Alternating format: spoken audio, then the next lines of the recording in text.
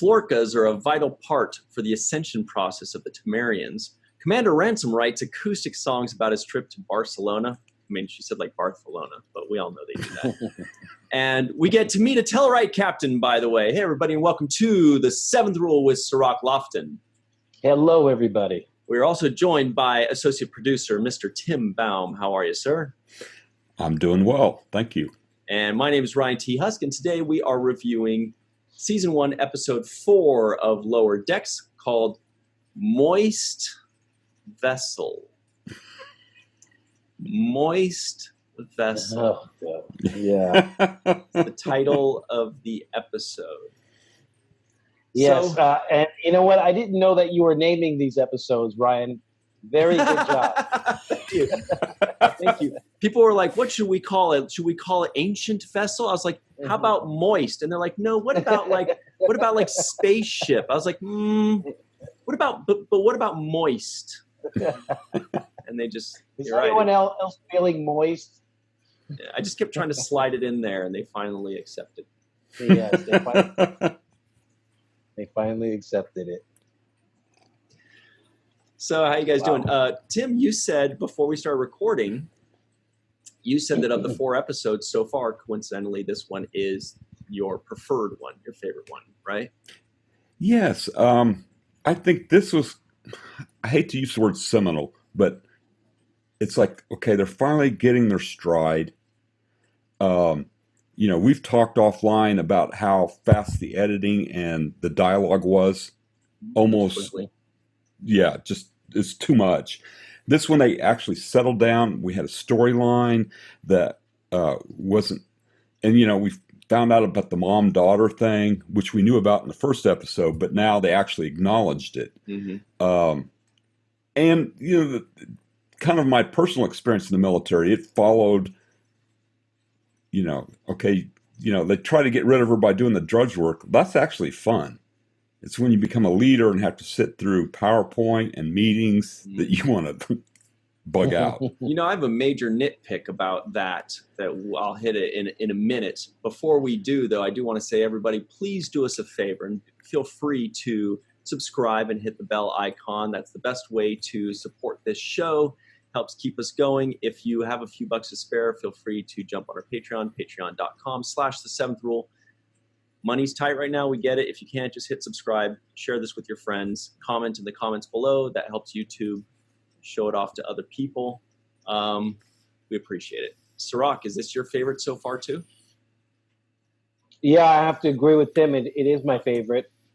And I think simply for the fact that I'm getting to know the characters at this point. I've grown fond of them. And they keep making this subtle adjustments that I think we talk about on our discussion of the program. So every time we talk about some type of alteration that would make sense for the show, it seems as if they're listening and they make those very alterations. In this particular case, I would say, Tim brought up the mom-daughter relationship. And that was something I think we talked about before, saying it would be better if they developed that, and they did. It's almost certain that they drop that deliberately to, finish it off later. It was also very funny when she called her Carol, when Mariner was like, Carol. She's like, how dare you? Yeah, very good. I thought it was a good episode. I also like so far they've been coming up with really good themes, like second. I apologize. Contact. Oh, no problem. No, it looks like you're having little issues with your earphones, but we got to go. What were you saying, Cirroc? No, the themes of second contact and the visiting aliens, and in this particular episode, lugging the old ship across and trying to beam it across. And then having this inorganic matter material that turns things into living material. Terraforms. Yeah. So I think these are really good episodes, and this show is growing on me faster than I think any other incarnation of Star Trek. Yeah. Interesting. Yeah. So there were also a lot of cool Easter eggs here. I mean, less than maybe some of the others. Like, first of all, Captain Durango was a Telluride, which I thought was awesome. We also had the guy that turned in, that did the Ascension, is reminiscent of a lot of themes that have been done in the past, not to mention Captain Sisko, when he becomes a being of energy, when he's like the emissary at the very end and becomes like one of the wormhole prophets. What else? There were a couple. Oh, one that was great was the Temerians, when she mentioned the vital ascension process of the Temerians. Now, Temerian was what was featured in one of the best Next Generation episodes ever, which was Darmok. And Darmok was an episode in which Captain Dathan and Captain Picard are on a planet and they're trying to communicate. It's a really good episode, really one of the best episodes. And he was a Temerian, and those were the Temerians, and so it was cool that they mentioned him. Those were some of the Easter eggs I noticed. Let me see if there was I have no audio whatsoever. I'm sorry. You can't hear us? I'm working on it.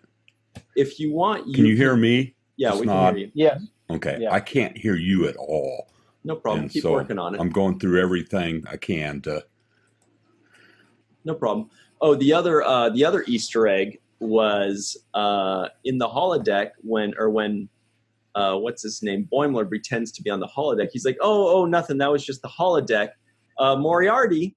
Now that's another reference to Next Generation, because at Next Generation, Data likes to play Sherlock Holmes on the holodeck, and Moriarty is like Sherlock Holmes's arch nemesis, and there's some episodes with Moriarty becoming a villain to Data and to Picard and all that. So it's a nice little reference to those. Did you catch that reference, Tim, when they mentioned it?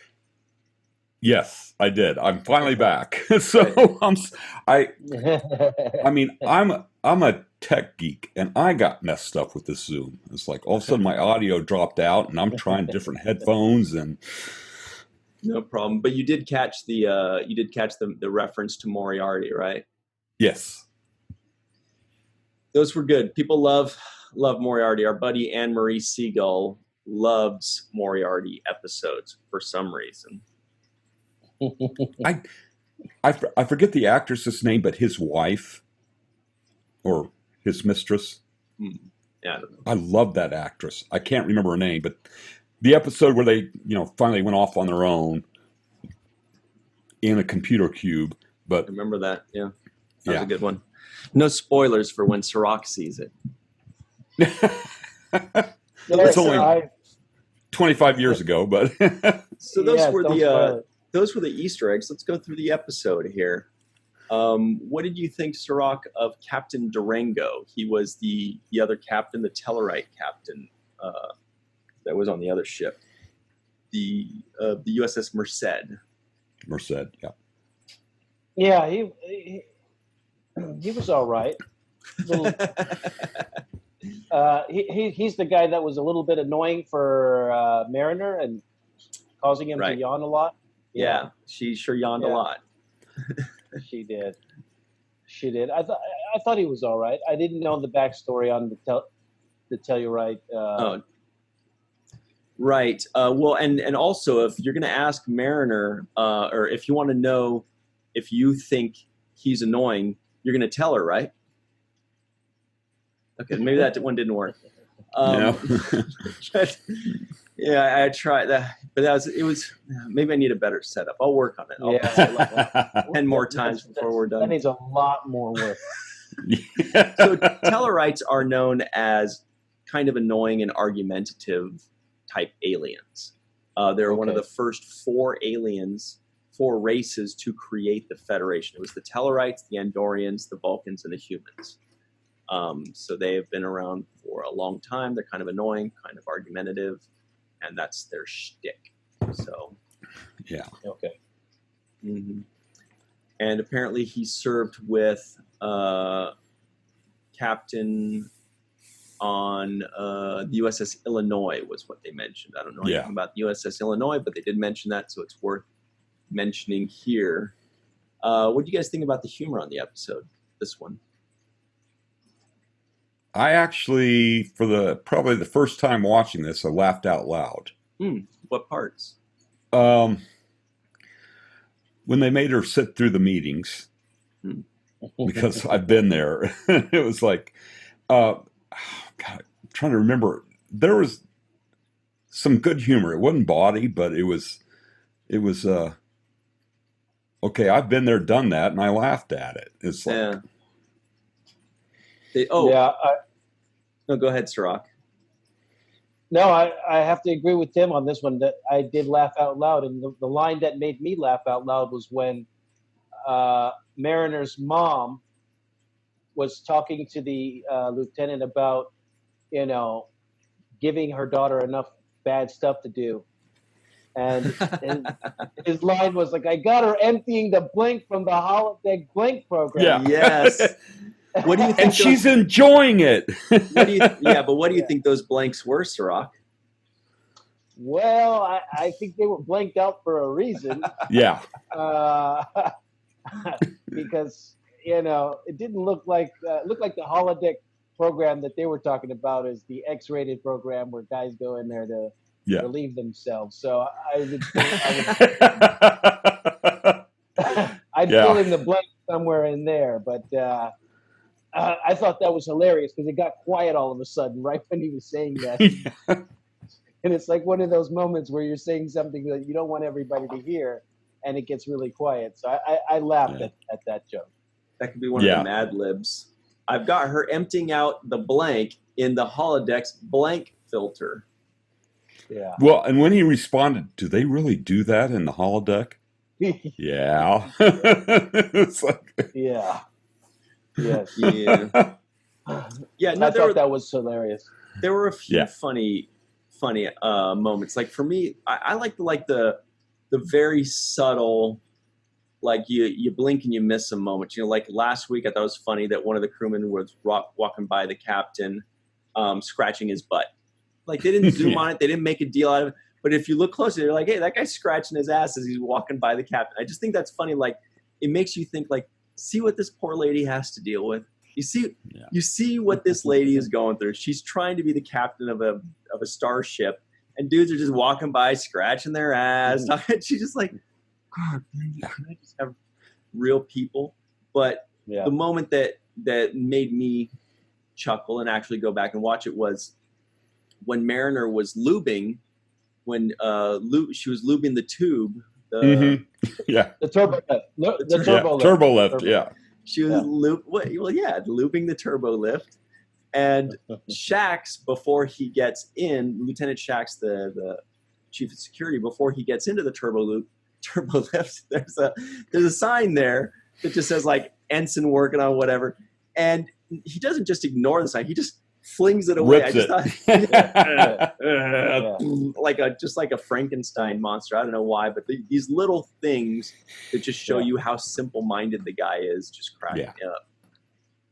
Well, I think maybe some of the writers were actually in the military.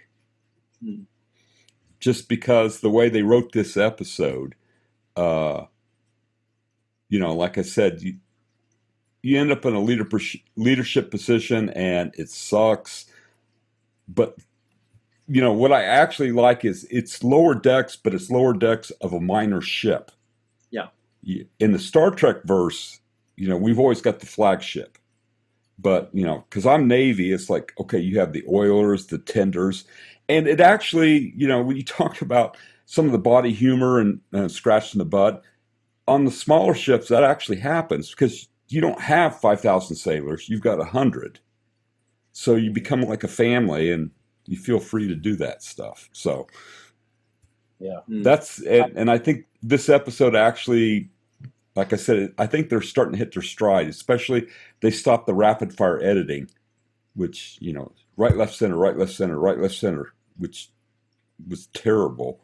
But they didn't do that this episode. So it's like, there was actually there was maybe more humor that I appreciated in this one. You're right. I don't know if it was my favorite, but like for example, I thought it was funny when they said, Commander Ransom's birthday, He's going to sing and play acoustic guitar for hours about his month in Barcelona.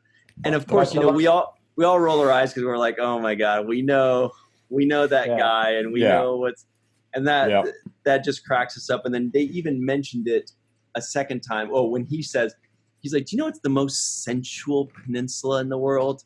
The Iberian Peninsula. So we know, we're well aware of your thoughts on the situation, Ransom. Yeah. I also like the moment there that followed the one you were talking about, where they said, oh, and next up is this guy. He's going to go through all the characters of Star Trek. Yeah. And then he starts off and he says, oh, hello there. I didn't see you beaming in, you know, or something to that effect. Yeah. It was like a lounge act. It kind of reminded me of an office party where you have all your colleagues doing like a Christmas party or something. Yeah.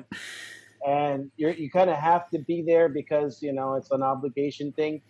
And then they go into like this karaoke or some kind of thing that you're not at all hyped up about, but you have to participate anyways. And that was what I kind of. And the title was his one-man show, The United Federation of Characters. That's good. That's, you know, these are kind of like those little slice of life things. You're right. Like the office party or like the office humor where you're just like, oh God, we know this guy. You know, we know what's going on here. Yeah. And also the other thing I wanted to add really quickly before you ask that next question was that they kind of moved away from the Tendi and Rutherford love connection that they were trying to establish early on. For now. And I like that, actually. I like that they were expanding it and kind of moving them out to meet other characters and opening that door up to, because it was too confined by having Boimler be with Mariner and then Tendi be with Rutherford. It's like, all right, well, this is not that large of an idea, you know. They need to expand this out, and they started too by tearing that down. So I thought that was a good decision. Yeah. Right. I'd like to see more of Ensign Barnes. Let's see if Ensign Barnes, the Trill lady from the first episode, can bring Rutherford around. I mean, you're right. It just creates more story and more depth than two people falling in love in the first episode. Then you're like, okay, well, they're not going to do as much from there. We are going to take our break very quickly, but when we get back, I'm going to tell you guys my nitpick, because this is a big one, and this is a legitimate Star Trek beef here.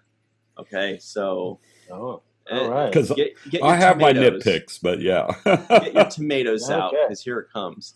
We'll be right back on the 7th. Hello, everybody, and welcome back to the 7th Rule. We are reviewing Season 1, Episode 4 of Lower Decks. It's called Moist Vessel. We know. So here's my nitpick. Here's was my major nitpick. I mean, there's always a bunch, but here's the major one. We all know in Star Trek that when an ensign gets promoted, what is their next rank? Their next rank is lieutenant junior grade, and they get the black pip. The half pip, yeah. Correct. They do not get the full pip and get promoted to lieutenant.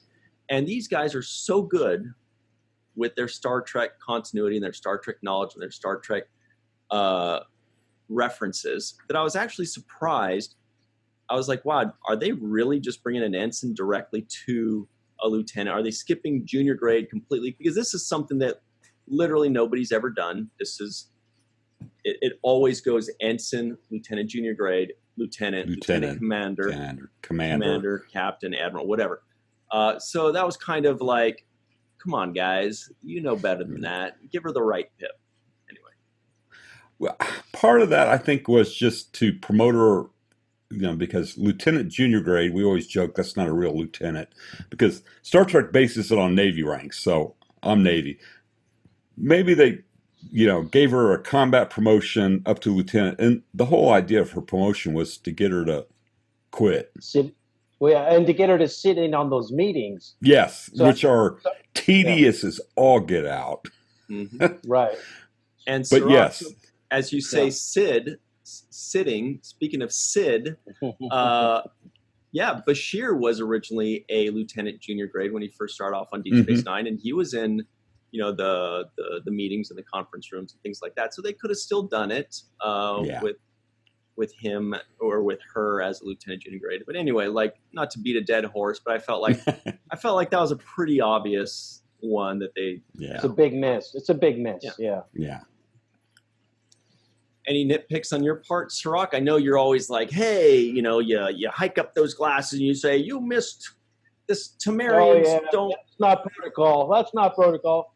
No, I didn't really miss anything, but I did. Like I said, I enjoyed the humor. I enjoyed the dialogue. That's really what carries the show. For example, when she is sitting in on this meeting as a lieutenant, they start going into the details of the chairs. We need a chair with a leather strip down the middle. What about the bar stools? Bar stools hurt my back. I like that kind of discussion, even though it was super boring for Mariner to listen to. But I just thought it was like, these are the stupid, arguments that they have, on the upper decks. Deciding what color the carpet should be or something, and it's like, really not that important stuff. What about executive poker when Ransom's going suckling air through his teeth and it just like amplified, like, what is this guy doing? And they're all folding.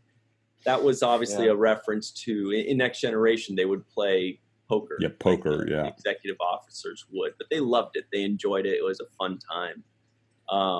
So this was a fun little reference to that. What do you guys think of the executive poker scene? I thought it could have been better.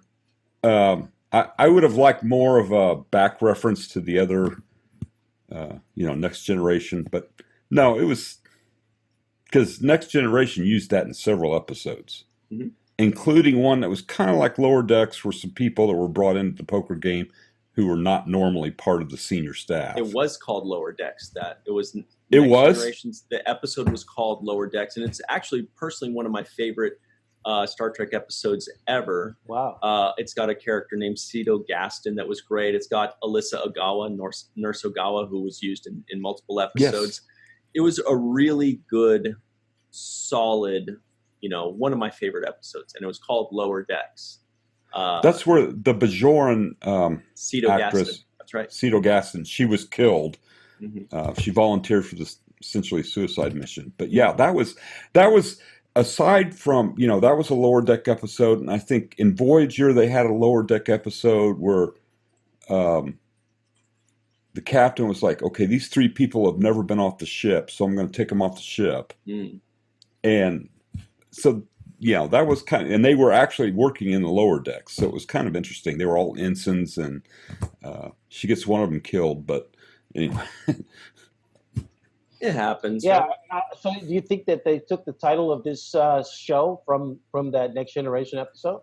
I think that they used the title despite the fact that it had already been used, because it was a good title for it. They wanted to call it Lower Decks. I'm sure they were like, well, there was already an episode called Lower Decks. And I think they said, well, that's fine. We don't mind using the same title.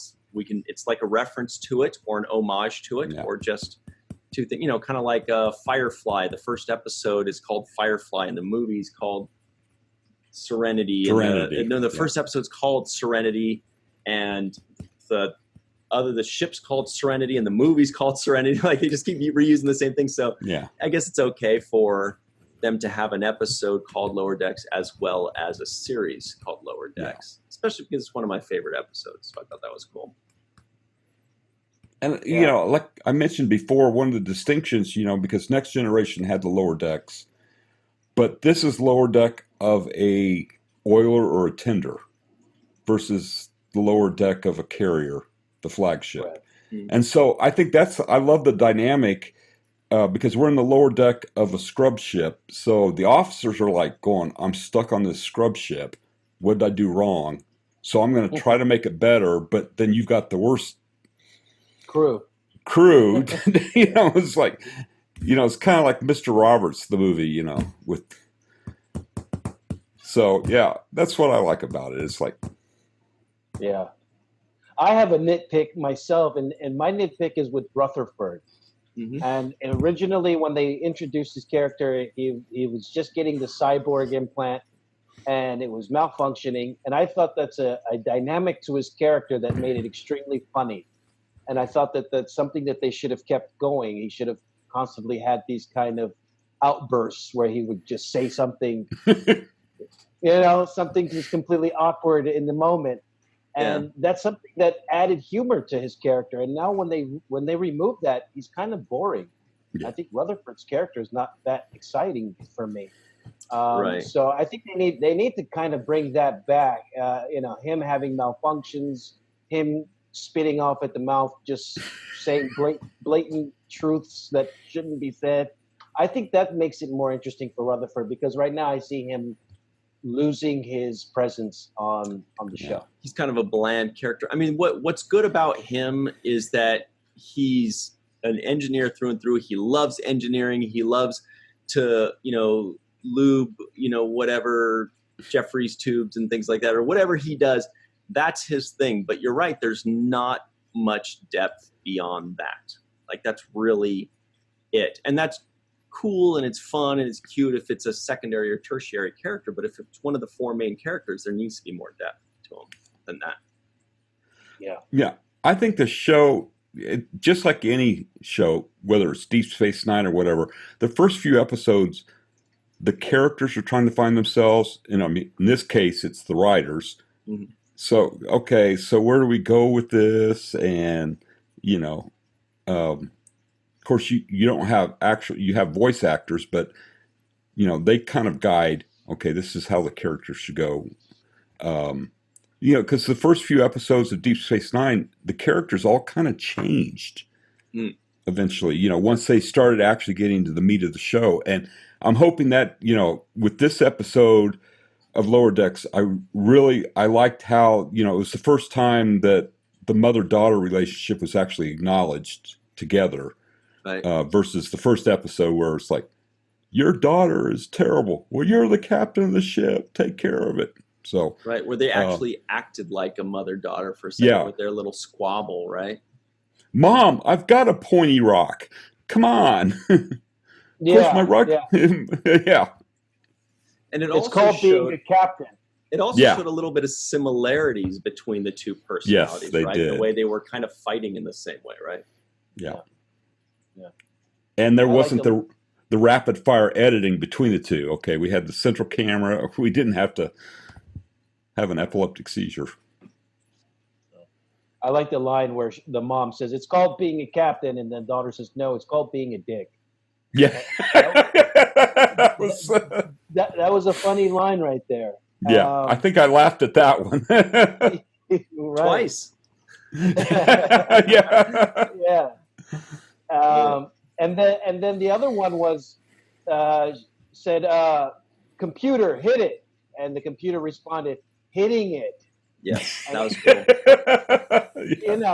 I just love the little bit of humor. And then at the very end, the admiral that came on, who mispronounces words, I thought it was Censor. I laughed out loud when he said, "Are you making fun of me?" It's like, so it's stupid, but I thought it was hilarious. Right. Right. No, that was a great scene. Yeah. The censors thing, that was another part of Star Trek lore that was created by Mr. Leonard Nimoy. He was trying to create an alien character, a Vulcan that had never been done before, so he started pronouncing censors as censors.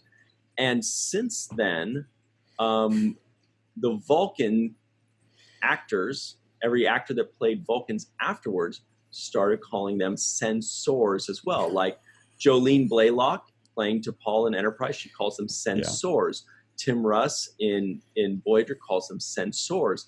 It's just like this thing where like Vulcans say, okay, we do this, we pinch people, and we say sensors. That's our thing, you know. But this is the first time we've ever seen like a non-Vulcan saying it, and then he got called out for it right away. So yeah, that was a good one. And then she gets demoted because of it. Yeah, it's like, which we knew she would. Yeah, yeah.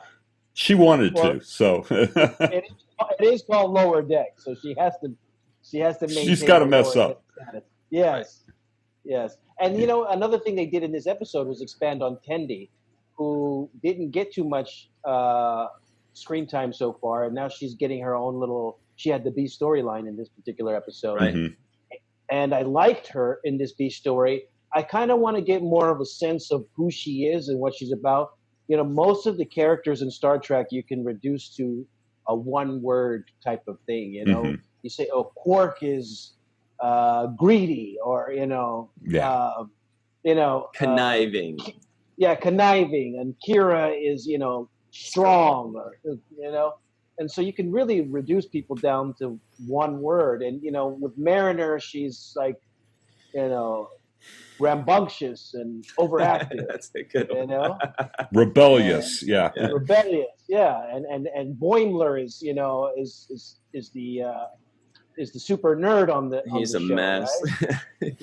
but He's my favorite character. Yeah, I like him, but I just can't put a title on what Tendi is yet, because I don't know which way she's going.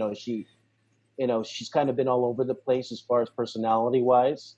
So I'm not honed in on that, and Rutherford as well. I'm not really honed in on where they're at. So, but you're right that in this episode we found out a lot more, because that part of her personality that they revealed in this new episode was the most telling aspect of her personality so far.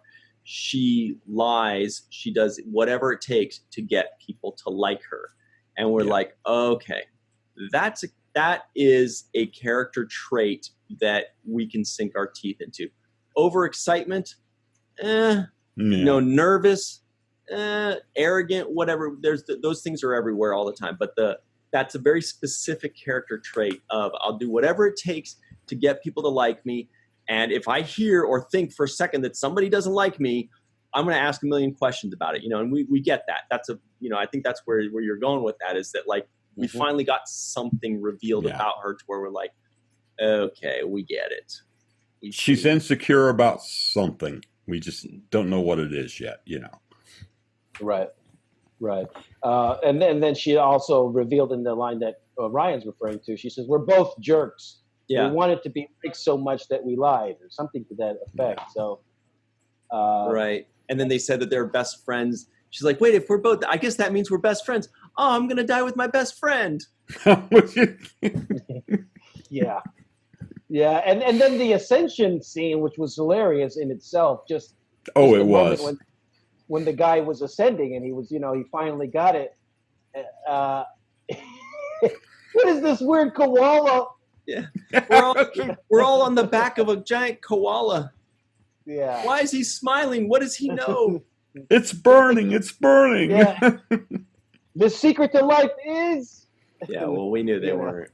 Okay, I really wanted him to shout out 42. Yeah, I was thinking that too. That would have been from the Hitchhiker's Guide to the Galaxy. That would have been. Okay. What's the answer? 42. 42.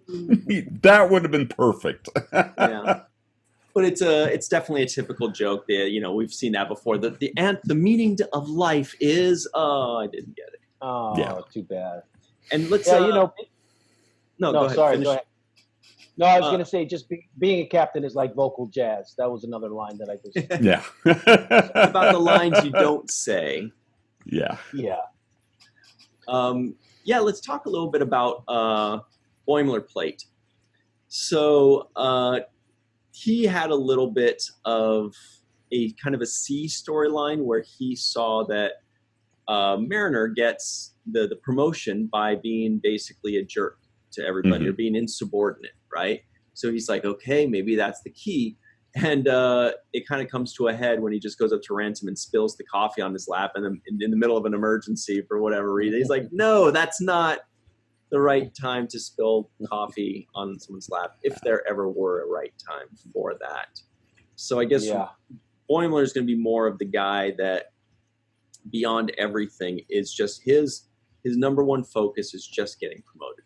Yes. Whatever it takes to impress somebody or get promoted or do the right thing, or, you know, he's trying to find the cheat code, you know, that Mariner does so easily that she excels at. Yeah, I agree. You know, Boimler is like, you know, I've got some insight having been in the military. It's like you work your butt off and you see these other people get promoted. I'm doing my job. I'm doing it great. Why are they getting promoted? It's frustrating, but it happens. Mm-hmm.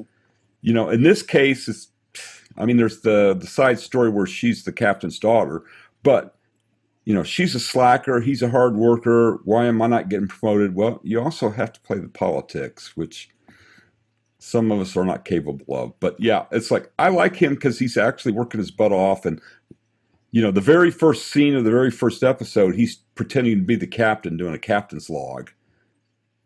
When they bust in, are you doing a captain's log? It's like, yeah. So a quick question about the Navy. When you do get a promotion, and this may sound dumb, but no, when you get a promotion, it doesn't just come with a rank title; it also comes with a financial promotion. Is that correct? Yes. So you get. Yeah, with each rank has a maximum pay rate. So. In my case, when I went from E5 to E6, it was a huge jump because E5 maxed out at 12 years and I was at 14 years. So I hadn't seen a pay raise in 2 years. So I went up to E6 and then also got the bump of the years. So yeah, that was a huge jump. But nice. You actually, do get. I heard the most money is if you're E40. E40, that doesn't exist. But Cirroc knows, right? Uh-oh. E40 gets the most money out of all the ranks. It's a reference to a rapper from the Bay Area. Yes. Oh, okay. Okay. For a second, I'm in Indiana, so I wasn't 100% sure if Cirroc was going to get it because he gave me that blank look. But then I was like, finally, I get the shaking head. So my job here is done. Job is done. Mission accomplished. No, so that's just a little background. So you the promotion comes with a raise in pay as well. Yes. I wanted to make that clear. Yeah. And actually, if you're living off base and you're married, it actually comes with a bump. If you go from E5 to E6, which I did a few years ago, your housing allowance and your subsistence actually goes up also. Nice. So that, you know, if you're in San Diego. Oh, yeah, I want to ask you this, though, Tim, because they referenced this in the episode, and that's when Mariner at the end says, well, I've got the replicator password for the officers. For the officers that get better food. And it made me think, so the Replimat doesn't just give food for everybody? Like there's a different level of good food that you can't access? It is. Yeah. If you're on one of the big decks, so like a carrier, an LHD, the chiefs, which is E7 and above, have their own dining area. The officers, the wardroom, have their own dining area. And they usually have better cooks. For us scrubs, we stand in line and get the slop poured on. Mm.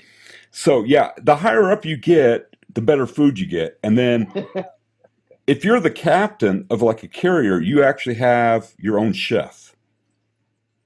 And it's usually like a 19-year-old kid that's very talented that feeds the captain and the admiral if there's an admiral. But yes, the food gets better the higher up you get. Seems like that would be a good gig. Ryan, Pardon? I think have you talked about that in Star Trek at all? Not to my knowledge. I mean, they've talked about there have been a lot of differences in food, as in like an Enterprise, they would actually have a chef that would cook for them. And so Archer and his first officer and his chief engineer would often have dinner together, the three of them in the captain's quarters, and chef would cook for them. But yeah, they've never really referenced, I'm hearing a lot of clicking all of a sudden. where they never really referenced like differences in what people are fed or anything like that. Right. I think this was just a specific thing for the gag for this show, because that's never been mentioned before. No, but it's realistic. But it's realistic. Well, what was that movie with Jennifer Lawrence when they were awoken earlier on a ship and they had the whole cruise ship to themselves? I can't remember the actor, but he was woken up earlier and he had like a card. He was like lower deck, and he would get food, put his card in and get food. And then she woke up and she's like, she gets filet mignon. He's like, whoa, wait a minute. Well, I've got the gold card. You just got the lower deck card. That sounds more like Las Vegas hotels, doesn't it? Yeah. That's kind of how those go. Well, we're just is the generation ship a real thing? Really quickly, is that an actual ship that we've seen? Okay, that did sound familiar to me. Mm-hmm. But I looked it up, and no, because I thought the same thing. I was like, is that a thing? I feel like that's a thing. It is something it is a commonly used theme in sci-fi, that they do have generation ships, meaning a ship that can sustain life for more than a generation, if they're traveling super far. So that's been used in a bunch of sci-fi shows, and maybe this was in reference to one of those. Maybe the writers had a specific sci-fi show or movie in mind that they wanted to pay homage to. As we know, they've done that with Star Wars already, with the sand giving a rash and getting all over the place. And they do reference other things. But in Star Trek itself, unless I'm wrong, but I looked it up and I didn't see anything. But it does sound familiar, right? It did seem like something that would have been used before, Yeah. Well, people in the comments can let us know if we're wrong about that. They will. They will, yes. They will. And in the comments below, please just let us know any of your thoughts or anything that we missed, because there's a lot of things we miss. We watch it once, we talk about it amongst ourselves, but there's some things that you don't catch it right away, or sometimes you see it on a second or third viewing, or your friends tell you about it. Yeah. Oh, one thing I wanted to mention that I really like about this show was when somebody rings the little doorbell to somebody's quarters, there's that recognizable chirp, that door chime that we've heard in Next Generation. Next Generation has a very specific chime that we've always heard, and I forgot all about it until we heard it in this episode. I don't remember who it was, but they came and they just rang the little doorbell and it did that little chirp. And it was like, it's like Next Generation. It was like, I haven't heard that sound since Next Generation. And it was a very good little little piece of detail for us that I really appreciated. So that was cool. I love that. Yeah. Anyway, so we're just about out of time here. But before we go, we do want to give a special thanks to Carmen Shamwell, PJ Tomas, TJ Jackson-Bey, Bill Victor Arucan, Yvette Blackmon, Dennis Koch, Homer Frizzell, Eve England, and Marie Segal, Titus Mohler, and Mr. Tim Baum. Tim Baum. We also want to give a shout out to Mr. Aaron Eisenberg and always thank him for everything. Before we go, Cirroc, any final words? Moist vessel. There we are. That's all right. it.